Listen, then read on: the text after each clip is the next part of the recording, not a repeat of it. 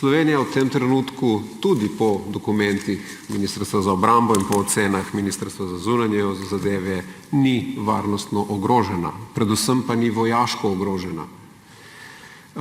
Je pa gotovo, in to sem uvodoma povedal, ogrožena zdravstveno, socialno in gospodarsko.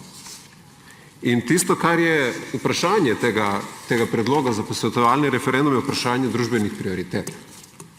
Ali v nekem trenutku krize, 3 kriz, želimo pač investirati v javno zdravje, v dobrobit skupnosti, če želite tudi v gospodarstvo, z razvojem, z razvijanjem visoko produktivnih delovnih mest in tako dalje, ali bomo pač zmetali absurdno veliko količino denarja za železje. In to je vprašanje družbenih prioritet.